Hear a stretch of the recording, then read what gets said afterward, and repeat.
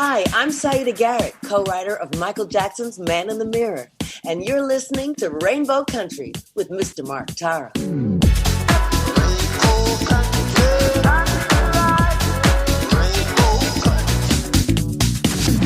The views and opinions expressed on the following program are those of the persons appearing on the program.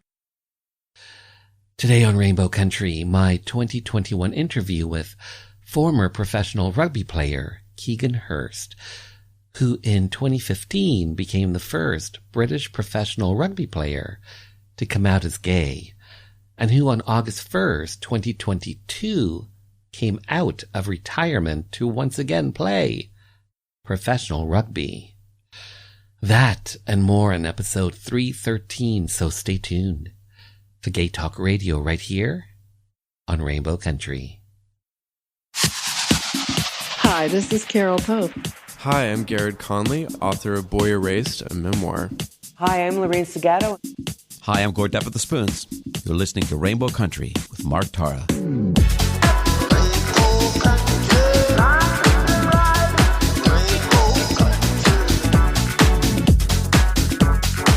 Well, hello and welcome to a brand new journey through Rainbow Country.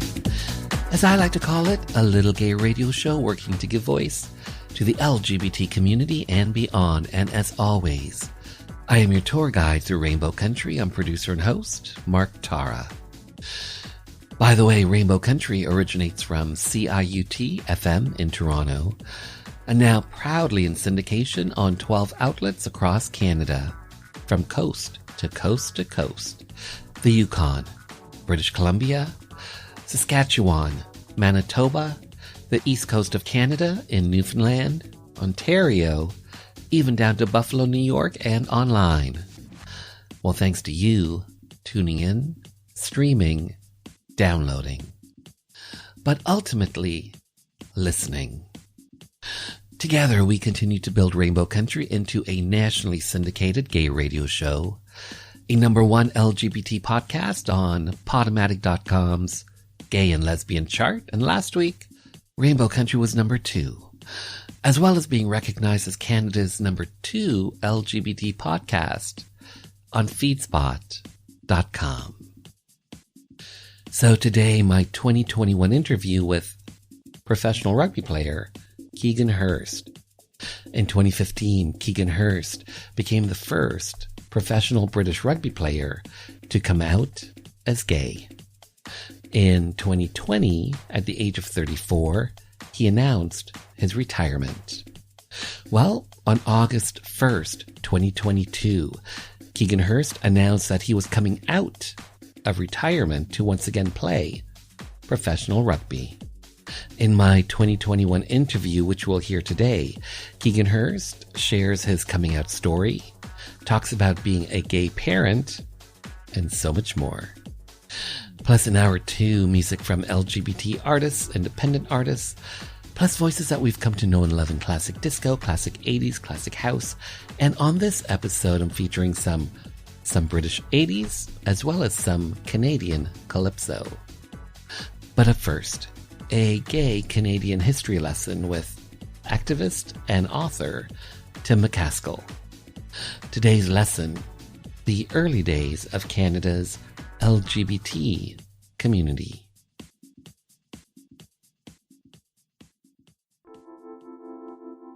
When we talk about the LGBTQ community as if it is something that just exists, I think we're indulging in wishful thinking. Communities aren't something that spring fully formed from the ether. They require some assembly. They need to be constructed. Still thinking about the 70s here, when I came out in Toronto, there were lots of different parts that didn't quite fit together. First, there were gay men who went to bars and baths. Most were pretty deeply in the closet. They shared a dirty secret and some overlapping friendship networks, but not much else. Then there were a self-proclaimed clutch of young activists around the body politic and the Gay Alliance towards equality, myself included, who tended to be a bit judgmental about anyone not properly out and willing to throat ram. In fact, one writer to the body politic called us the high principled Jesus Christ farts of the movement. Then there were the new class of gay entrepreneurs who were establishing the first gay businesses along Church Street. The Community Homophile Association was perhaps the largest organization in town, and it was run by George Hislop, part owner of several of these businesses. The entrepreneurs saw the activists as troublemakers rocking a precarious boat, and we saw them as conservatives unable to embrace gay liberation. We felt much the same about MCC, the major gay-focused Christian organization at the time. When women from Chat, calling themselves the Cunts, broke off and denounced Hislop as a sexist in 1971, it made clear that a lot of women were also on a pretty different wavelength. Most lesbians were much more comfortable in feminist circles than hanging around with gay men. Not that they all agreed either. There were always the lesbian socialist feminists versus the radical feminist lesbians, and so on. Trans organizing was small and generally had little to do with any of us. Trans men were often concerned with distinguishing themselves from lesbians, and trans women were unwelcome in most lesbian spaces. Gay men were generally suspicious, unclear on the differences between sexual orientation and sexual identity. So it was all a bit of a hot mess. I suppose if you see community like a dysfunctional family where everybody fights all the time, you could call it a community. But if by community you mean people who are cooperating and fighting for a common goal, that probably didn't really happen until the 1980s, when we were all faced with challenges that we couldn't overcome alone. This is Tim McCaskill, a gay liberation dinosaur from another planet and author of Queer Progress.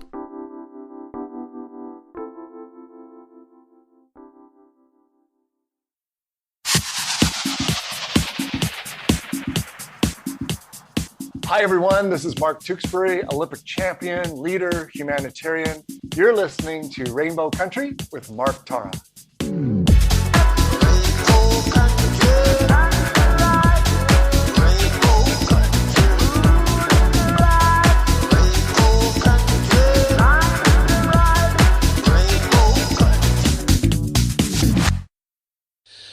On August 1st, 2022, Keegan Hirst announced that he was coming out of retirement to once again play professional British rugby. The story broke on Sky Sports. We'll hear that Sky Sports report, as well as Keegan himself talking about his decision to come out of retirement. And following that, my 2021 interview with professional rugby player Keegan Hirst. Just bring you a bit of breaking news from Rugby League as well. Keegan Hirst, who is the first English player to come out in terms of Rugby League players, will reverse his decision to retire. He is going to come back to the game. He's released a statement as well, has Hirst, and he says this: COVID added to my own personal circumstances made me lose touch with some of the things I hold dearest to me, friends and Rugby League. So he'll be making a comeback for Batley Bulldogs and could be starting as early as Wednesday.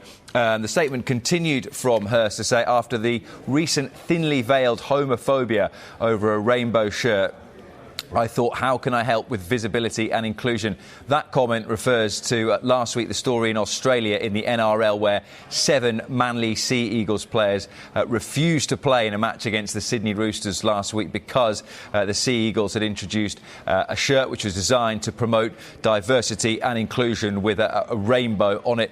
And as I said, those 7 players didn't wish to take part in that game. It caused some controversy in Australia. But the statement continues by saying, by lacing up my boots, putting on a playing shirt and getting back out there, that's how I help with visibility and inclusion. I still have plenty of games in me and looking forward to help Batley continue their incredible season as they ready for their play-off campaign.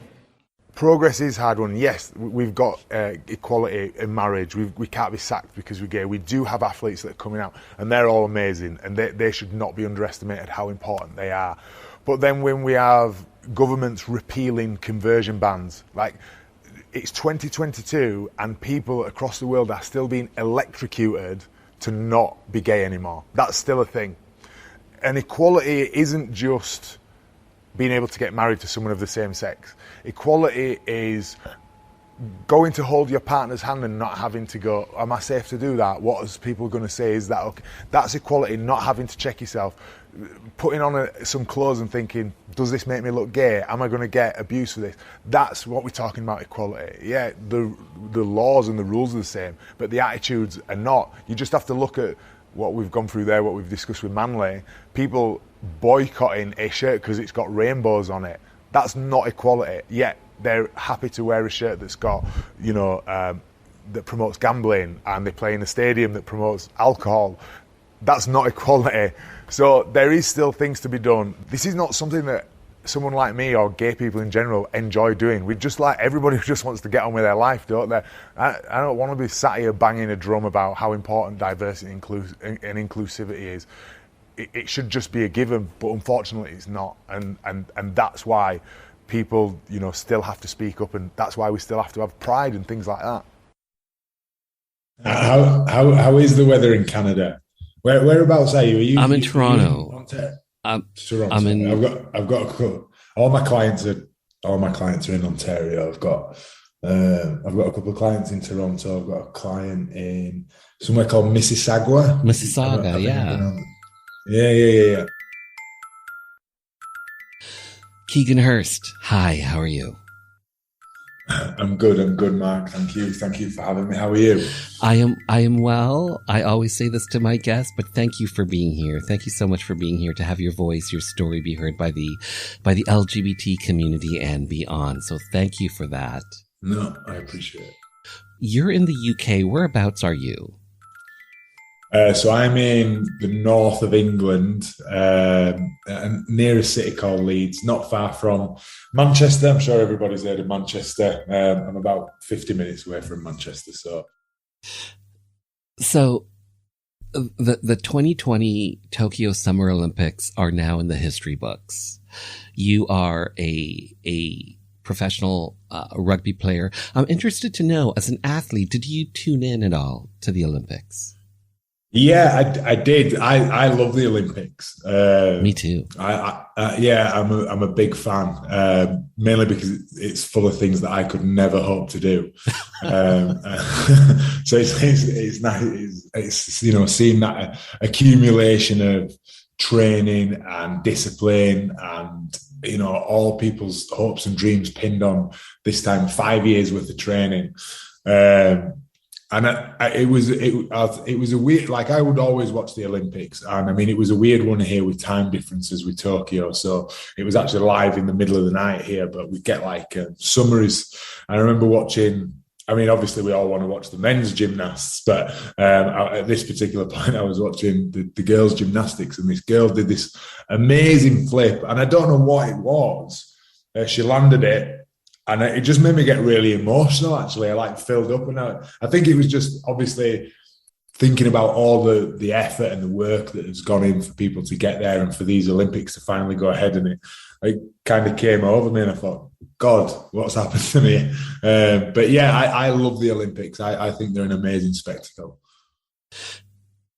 You play rugby. Did you know, or do you know other rugby players that have been Olympians? I don't know any rugby players. That's a very good question that I've never been asked before. I don't actually. I just had to think that. I don't know any rugby players that are Olympians. You see, usually the thing is, if you want to be an Olympian, you can't be a professional, so you can't get paid for it. So I think that and also the rugby that's at the Olympics is rugby union, and I played a different kind of rugby called rugby league, which I would say is better. But I might be biased. So no, unfortunately, I don't know any Olympians. I will have to make a mental note to add some to my phone book.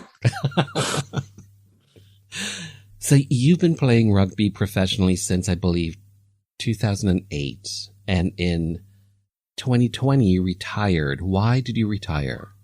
Yeah, I've been playing since God was a boy. I was coming to the end of I felt like I was coming to the end of my career anyway, just because I made my professional debut when I was 17. And it was all I'd ever it was all I'd ever known as an adult. And, you know, as you can imagine, being any kind of athlete, there's a lot of commitment, giving up your time, your weekends, your evenings, your body, putting your body on the line. And after doing it for, 13, 14 years, professionally, not to mention, you know, what I'd done previous as an amateur and things like that. I was a little bit disillusioned with it as well, to be honest. The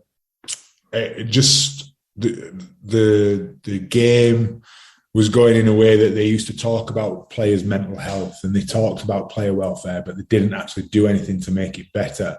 There was a lot of lip service, and I really didn't like that. So I got a bit disillusioned with it, and then COVID hit, things got cancelled, and my plan was always to go back and do one more year, like a share return tour. Do you know what I mean? But I just, it got to a point where I thought I don't really want to go back. And I felt like I didn't have anything to prove with rugby anymore. You know, I had achieved everything that I felt that I was good enough to achieve. You know, I'd come out in the middle of my career. I'd done my bit there, and my kids were growing up, and I just thought I want to have my weekends with my kids and my partner, and I don't want to get beaten up anymore. There comes a point where it really starts to hurt, and I thought, actually, I don't want to go back to that. So so that was why, really. Do you think you're done with professional rugby? I would like to say yes, but what I would also say is that I've found it a lot more difficult than what I thought it would be to finish with the game, because it's been a big part of my identity. I played it since I was 11 years old. I grew up with it, watching it, playing it. A lot of my friends were rugby players.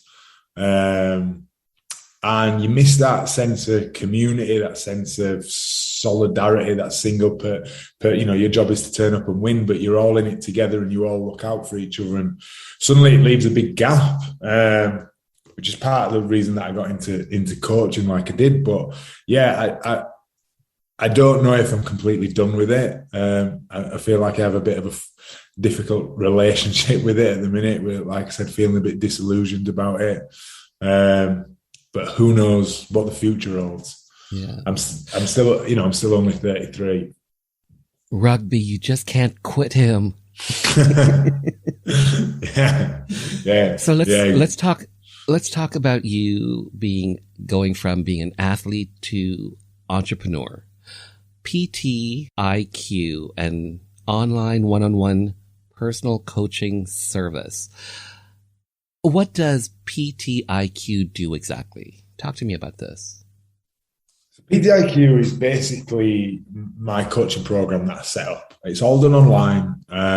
And what I noticed when I came out was that, and I went through what I call my education, learning about gay culture, because it wasn't part of my culture when I was, in inverted commas, straight, when I was still in the closet. And it became really apparent to me very fast that not everything, that's over exaggeration, but most things to do with gay men were either based around drinking or sex. And, where did people go to talk about, wanting to develop themselves, whether that was their physique, their knowledge, their education, their just personal development in general. And it was always something that I was really passionate about. So I thought, do you know what, I'm gonna stick my head above the parapet here and create something that is aimed at gay men, with that, because I do feel that we have we certainly do have a different lived experience to other men. And I just felt like some people didn't feel that they were related to, and that people didn't understand them. So I created this PTIQ, and I called it PTIQ because I thought it was being really clever. And the idea was PT training and IQ, intelligence quotient, like be smart, so train smart. And I had a client of mine who said, what does PTIQ stand for? Is it personal trainer is queer? And I said, I wish it stood for that. I wish I'd have thought of that.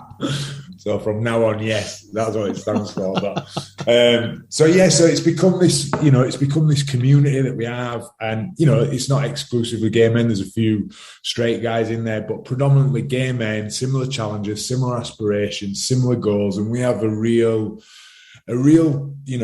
community. Everybody wants to support themselves. And, in this world of social media and curated lives, that it's really easy to look at your own life and think, God, I ain't got all that. I don't look like that. I don't have a partner that looks like that. I don't have a job that looks like that. My life's shit. And that's not real life. And I suppose what we've done as a community is like lifted the lid on that and just focused on us and feeling more comfortable in our own skin, whether that's through, looking the way you want to look, feeling the way you want to feel, or just growing as a person. So it's evolved and it has grown and continues to grow. We have a resident psychotherapist now, we have physio, we have a coaching team as well as me, and some incredible clients from across the world, guys in Canada, the States, Australia, the UK, Europe.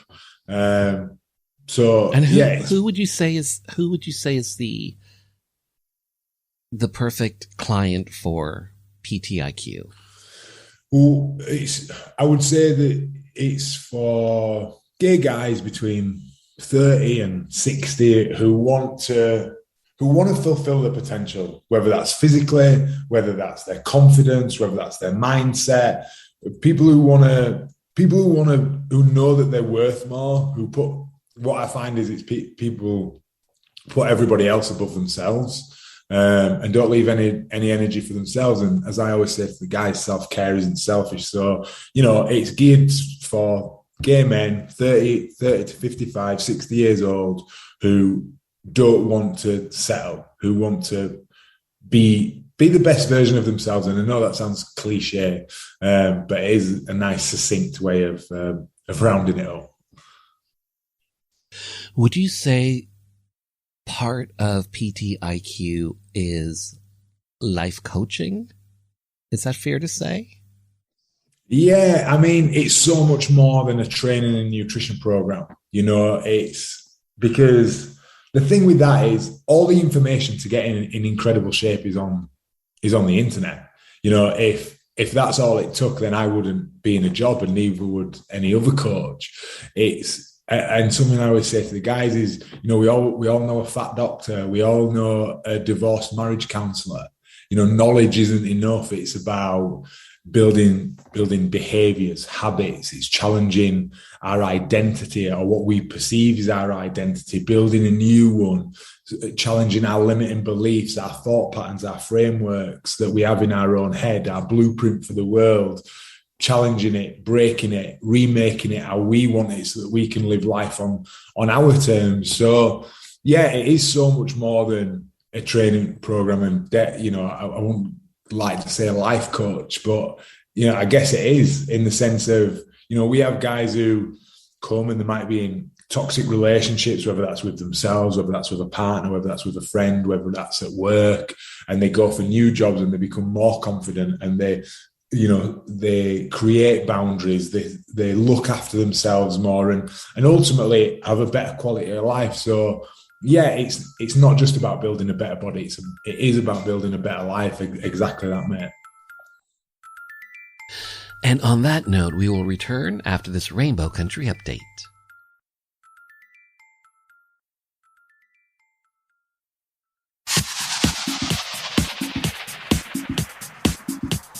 Hi, I'm Paul Poirier, Canadian champion in ice dance and 3-time Olympian, and you're listening to Rainbow Country with Mark Terra.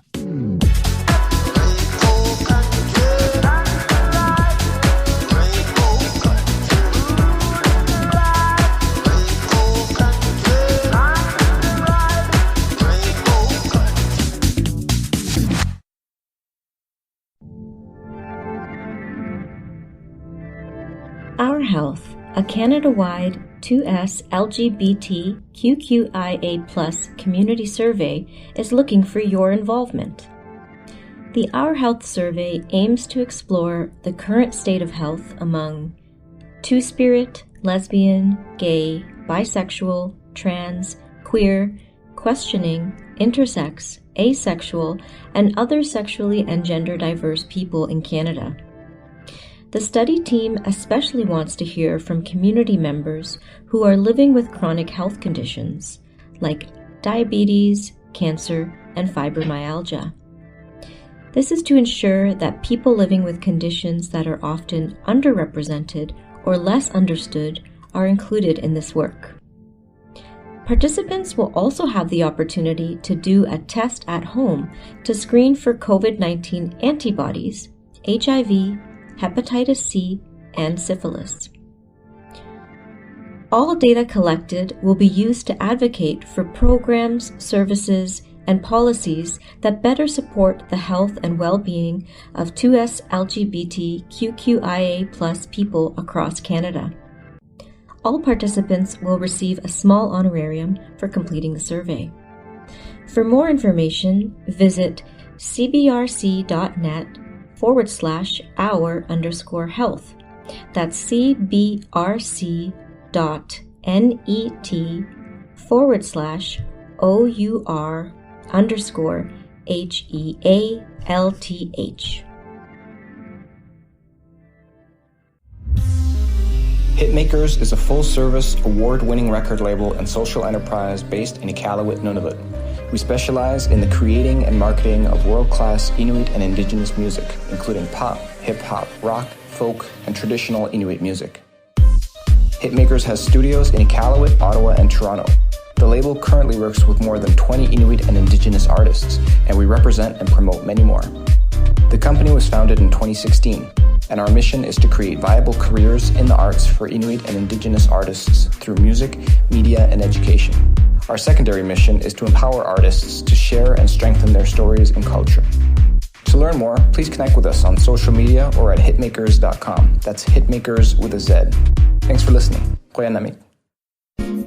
Canada's LGBTQ2+ archives just released Out North, an archive of queer activism and kinship in Canada.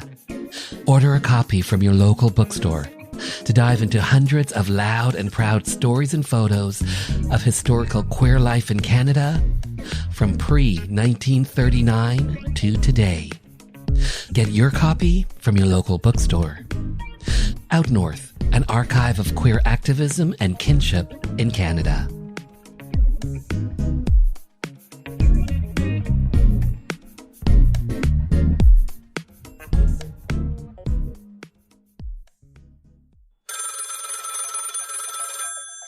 Phone rings. I got a message from the mayor. He's going to call me back the next day. I get the call, and he said, if you'd accept, we'd like to honor you with the key to the city. There was an event later that year in May. Just a key, right? Like, key to what? A decent job, a good singing career. It's really a metaphor, but it's history. So a reporter wants to talk to me and says, so it's a key, right? Like, what's the big deal? I said, well, not everybody gets the key. So I looked it up, and I guess it is kind of a big deal. The date, May 17th, 2018, when trans activist Susan Gapka made history by becoming the first trans woman to be presented with the key to the city of Toronto. By the way, past recipients include Rush and the Raptors. I'm Brian Bradley, author of Outrageous Misfits, female impersonator Craig Russell and his wife, Lori Russellidi. You are listening to Rainbow Country with Mark Terra.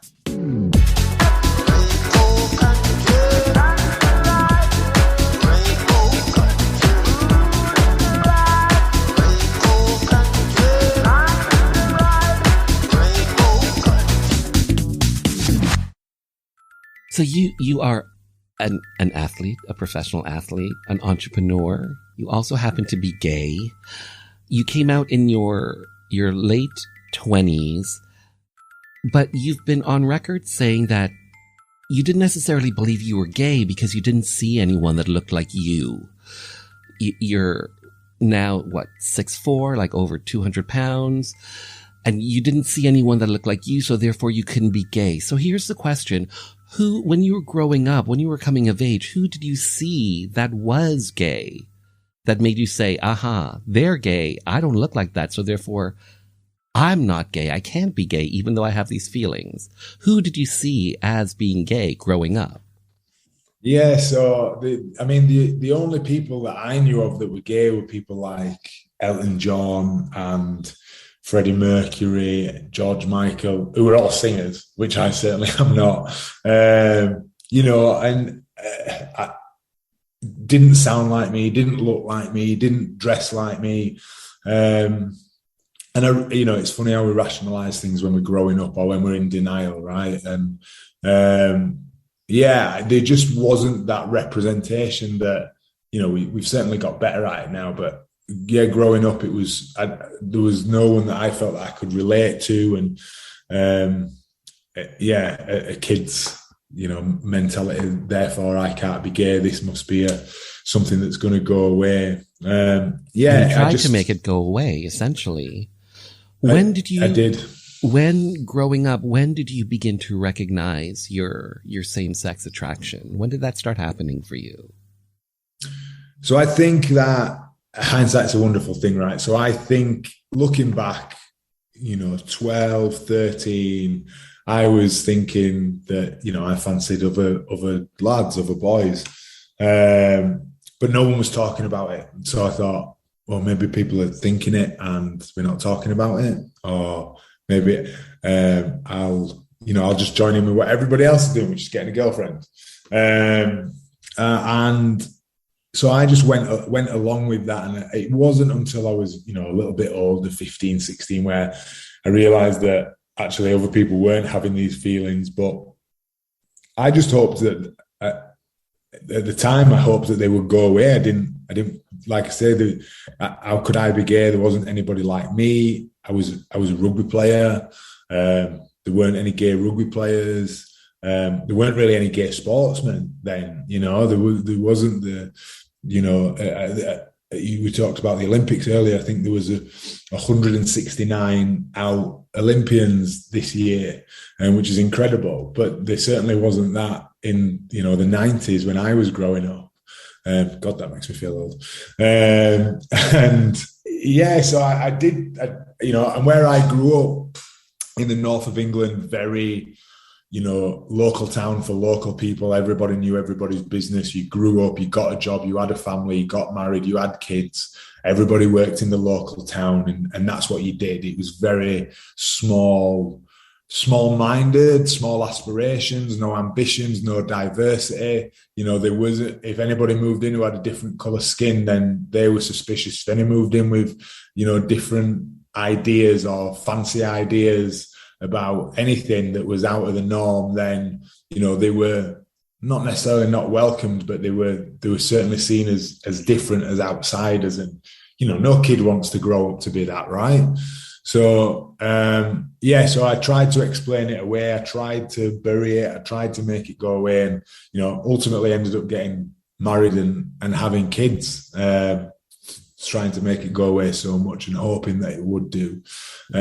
But as I'm a raving homosexual, it didn't.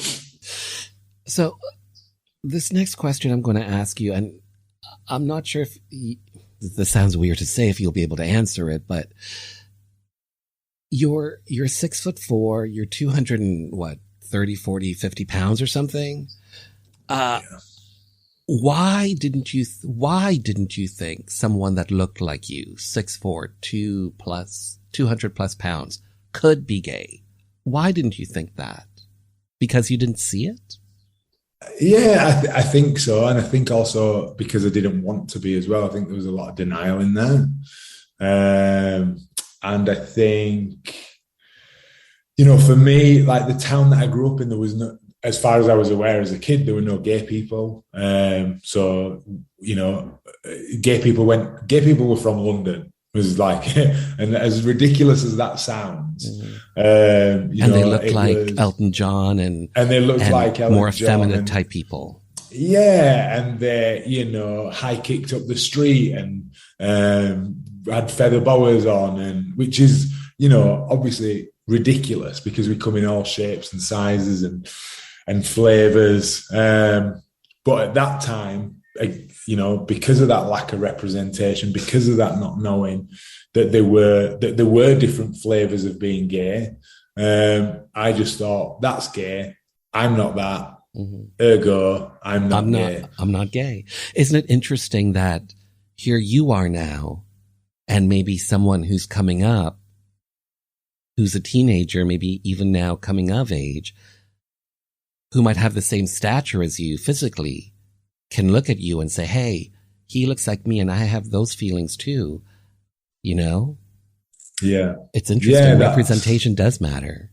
It really does matter, and it is important, and it is just to know, we all like to think that we like to be the first, and we like to challenge the status quo, and we like to be different. And, maybe we do, certainly as we get older. But when we're younger, we just want to fit in. We just want to be accepted. We all, as human beings, want to be accepted for who we are, what we are. It's why we look so hard for our tribe, right? For people like us, where we're understood, where we are accepted for ourselves. And, when you look, and you've got to remember at this point, there wasn't the internet, there wasn't social media. Even I suppose it's a little bit easy now. You can put in a Google search and join a Facebook group or something. Whereas then it was, if you didn't see it on TV, and in my house there were literally 5 channels on TV. Yeah. So if it wasn't on there, then it didn't exist. Yeah, exactly. Yeah. So you end up suppressing your true identity, your true sexuality. You get into a relationship with a woman. You end up getting married. Married for, I believe, 8 years. You have 2 kids, 1 boy, 1 girl. You're a dad by the age of 20. Why did you get married? That was, getting married was the norm. It was kind of, we were told, where I grew up, getting married was the aspiration. If you could hold down a job, get married, have some kids, and support those kids and go on holiday once a year, then you were a success and you'd made it. And that's what everybody should aim for. It was, conformity. And I mean, the thing with conformity is everybody likes you except yourself, right? And so that was what you should do. I mean, I got married. I got with my ex-wife. I was 19 years old. We'd only been seeing each other a few months, and she was pregnant. My dad was never around when I grew up, and I thought, God, I don't want, she said she wanted to keep the baby, and I didn't want to, I didn't want that kid to go through what I'd gone through with my dad not being around. So, I thought that was the right thing to do. I thought these feelings, I could just ignore them. They would go away. And you get busy bringing a kid up, sorting a house out, trying to build your career as a rugby player. You can sort of put it to the back of your head, and then every so often it would come to the fore. Is that really the essence of why you got married? Because you wanted to conform, you wanted to suppress your true sexuality? Is that really the essence of why you think you got married? I think more the reason that I wanted to get married was because my ex-wife wanted to get married. That was what she wanted. And I didn't see another way my life was going to go. At that point, there was never, I was never going to accept that I was gay. I was never going to come out. I was just going to carry on. This was my life, and this is what I was going to live. I was going to put up and I was going to shut up. I was going to get on with it. So I might as well give her what she wanted. And she wanted to get married and live that, that aspirational in inverted, in air quotes, life. So that I got married because I went with the flow of things and didn't think about, like I say, I never thought at the time I got married that I would ever come out, that I would ever not. I thought I was going to be married and that was it. I did go into it thinking it would be for life. And it was only when, years later, after suppressing my sexuality and just being so filled with guilt and shame that, it got to a point where I was drinking regularly, I was taking drugs, I was stay out of the house, I was training loads, drinking loads. God knows how I didn't have a heart attack. Because I just wanted to escape my own head. And that was, it's well documented. I spoke about it before. That was when I thought, there's no way out of this for me. So it's either continue like this, which I don't want to do, or, and that was when I considered suicide. So it wasn't a nice, I backed myself into a corner essentially. And it wasn't a nice position for anybody. I wasn't a good husband. I wasn't a good dad. I wasn't present. I didn't like myself. So how anybody else did, I honestly don't know when I look back. How are you as being a gay dad? Oh, now I have an incredible relationship with my kids. We have, my daughter is 13. We watch RuPaul together. The kids, we have an amazing relationship. They ask questions, I answer, age specific. When I came out, my son was 3 years old. I've come out to my son about 10 times. Are you still gay, Dad? Dad, are you still gay? He understands, like he's 9 now, so they get it, and I'm so much happier in my own skin, and that that transfers into how I, my mood, my energy. I'm present when I'm with the kids. I might not be in the house as much as I might not spend as much time with them as I did when I was living with their mum, but ultimately the quality of the time that I do spend with them now is a million times better. And I still have them 3 nights a week, so I still see them plenty. So I'm very lucky that I get to see my kids so much, that we have such a good relationship, and that they're happy, that their kids are just happy that their parents are happy, right? An amazing relationship with the kids, and my daughter's at her age now where all her friends think it's really cool that she's got a gay dad, so it's nice to be a cool dad. So let's talk about you and your coming out story, or maybe your coming out stories. My understanding is maybe this is when you first really truly came out. You had played a game. Some of your teammates and yourself, I believe, ended up going back to your place for drinks.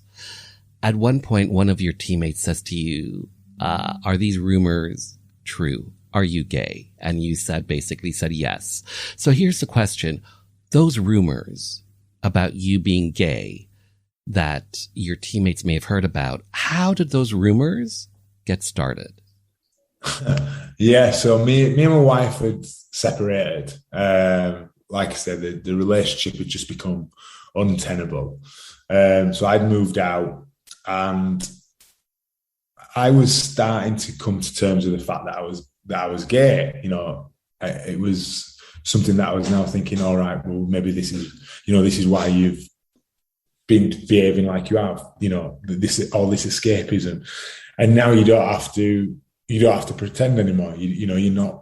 I wasn't with her anymore, and there was this separation, and it gave me a sense of perspective that, okay, this is what this is. Let's explore that. And going into Leeds, which is, like I said, the city near me, there's a few gay bars there, and as you said, I'm 6'4", 230, 240 pounds, depends what time of year we're talking, and I'd gone into a gay bar And I remember the bouncer stopping me on the door and asking me if I knew it was a gay bar. I was like, yes, please let me in before somebody sees. Obviously, somebody did see. And then it just, they just said, oh, somebody said they saw you in, it's called, one of the gay bars in Leeds called Viaduct. Someone said they saw you, and I don't know what you mean.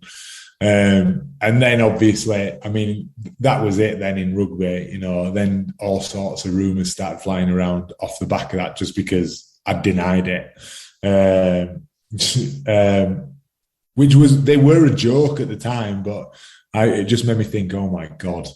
And so, we'd been out for a drink after a game. We'd been to the pub. It was a Sunday night, so it closed early. We went back and had a few beers at my house, and they obviously got a bit of Dutch courage, and one of the lads said, you know, what is it about these rumours, Keegs? Thinking it was a joke, and I was going to say, yeah, it's all a joke. I don't know where it's come from. And I remember, even though it was a split second, I remember thinking, do I deny it? Do I tell them? What do I do? Deny, or do I just, you know, go for it and see what happens? And I just thought, do you know what? There you go. And I just said, yeah. And I said, yeah, it's true. I'm gay. No, I didn't say I'm gay because it took me a long time to be able to say that. I said, yeah, the rumours are true, yeah. And one of my friends who was there, who was a big hard rugby player, just started crying. And I said, why are you crying? And he said, I'm just really sorry you've had to go through this on your own. And you know, so it was very sweet. The guys were, you know, incredible. It's such a powerful moment. Yeah, it was really, you know, it was a really nice moment that we had. He's a good friend of mine, and not that it was I mean, I didn't think that his acceptance, they wouldn't accept it, but just for him to be so, you know, emotional about it and open about it, it was a really, really sweet thing. And, you know, the rest of the lads, the club, the chairman, the coach, they were all incredibly supportive. You ended up coming out to your ex-wife and I believe your sister? Yeah, I figured I needed to tell my ex-wife. So I went and told her, which was a very surreal conversation. I mean, shock, you know, she was okay with it. And then as I left and the dust settled, you know, understandably she was angry, confused, frustrated. I then told my mum. My mum lives abroad in Gran Canaria, which is ironic because it's like the European capital of the gays. And she was not happy about it. I was a liar. I disappointed her. And I mean, this, you know, Mark, we just spoke about that, you know, that sense of what it looks like to be gay. My mum, I remember, I'll never forget it. My mum said, she kept saying, you're joking, stop joking. And I said, I'm not joking, I'm being serious. And she said, you're 6'4", how can you be gay? Which is preposterous in itself. But, you know, that was the kind of thing that I guess I was growing up with. That's what you were thinking.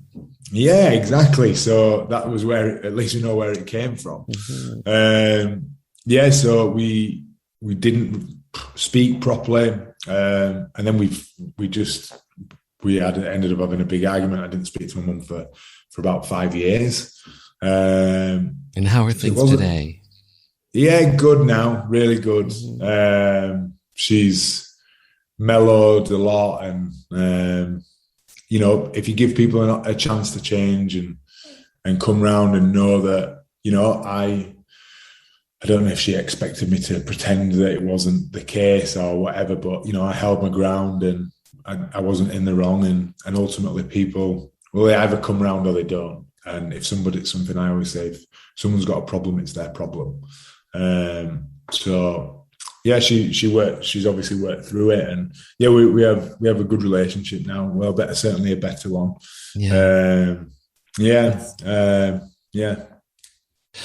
So let's talk about you still coming out, because you did an interview with the Sunday Mirror And that interview, you came out in that interview, and that interview went viral. You were on all these TV shows there in the UK.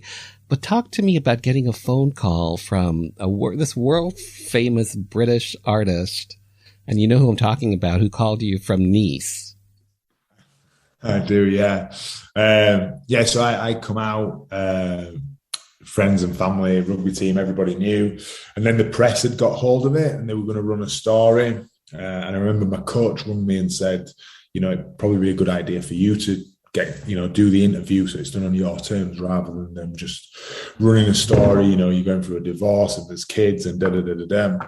So I went and I sat down with them. The interview came out, as you say, in the Mirror, and it was, the reaction was huge. I had messages and phone calls from people all over the world, from famous people. It was, ridiculous. And I had a missed call the next day. I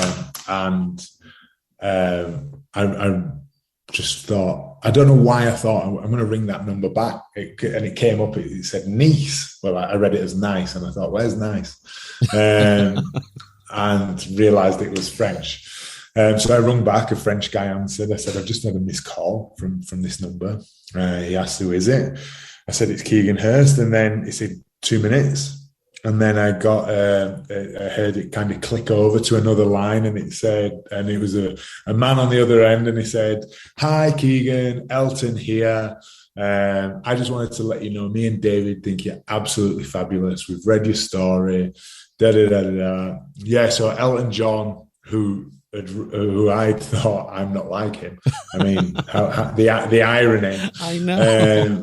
The irony. And we had a good chat for a good 10 minutes. So, and we've stayed in contact ever since. We email, every couple of months or so.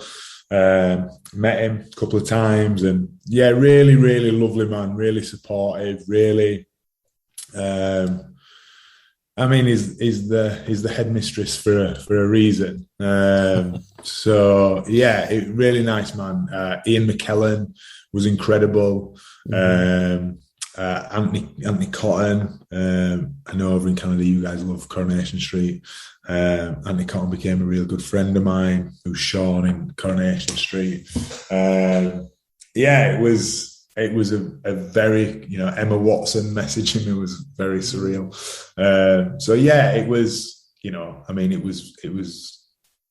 It was just a very surreal time. Yeah, getting a phone call from Nice. Who knew? Yeah, Nice. What a lovely place. Growing up, did you want to be a wizard? When I was about 5, my mum asked me what I wanted to be when I grew up, and I said a wizard. So talk to me about you giving a car ride to Gandalf.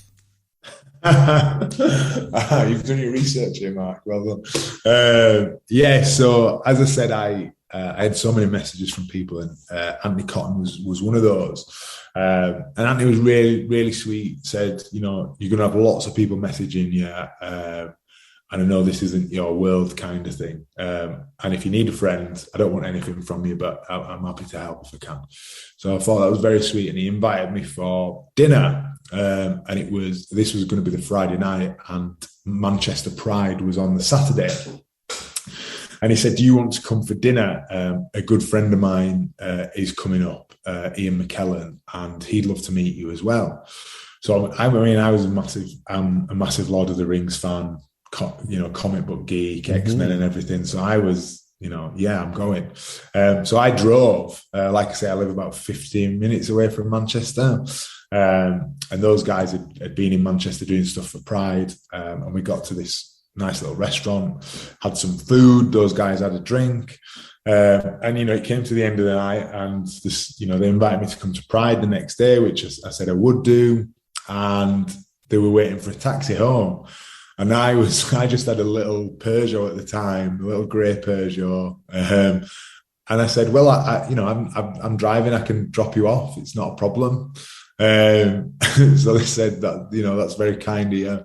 And Ian got in the front, so I had Gandalf in the front, I had Sean from Coronation Street in the back, and I had Anthony's other half, Peter, in the back as well, and their friend Joe. And Ian had just finished he'd just finished filming Beauty and the Beast. He's does the voice of Cogsworth, the clock, and he kept talking about how he was fuming that he didn't have his own song. And then it just weirdly broke into singing Beauty and the Beast songs in the car on the way home with Gandalf and Sean from Coronation Street. So I was driving thinking, what is my life right now? But it was very sweet, and they were both lovely. And yeah, it was a really lovely memory. Mm-hmm. Before I let you go, I have 3 quick questions. Are you ready? I'm ready. Okay. Day or night? Day. Red or white? White. Minced pie with clotted cream or Cooking with Paris on Netflix? Cooking with Paris. Okay. Comedy genius. Keegan Hirst, thank you so much for your time. Thanks for being on the show. Thank you for having me, Matt. Really appreciate it. To find out more on Keegan Hirst, his online training course, PTIQ, and more, you can find him on socials. Just search Keegan Hirst.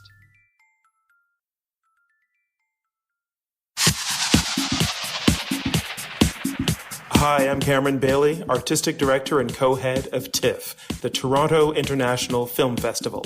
You're listening to Rainbow Country with Mark Tara.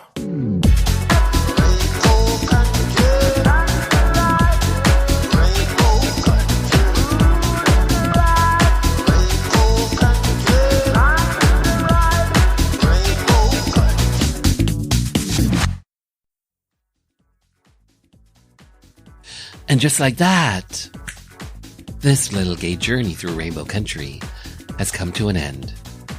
For the full 2-hour episode, head over to marktara.com, where everything is connected, and hit the archives banner. To keep up to date with the show, follow me on socials at Mark Tara Music. The podcast is available on all major platforms, including audible.com. Finally, I want to take this time to thank you for taking your time to be with me. Remember, stay well, stay strong, and stay safe.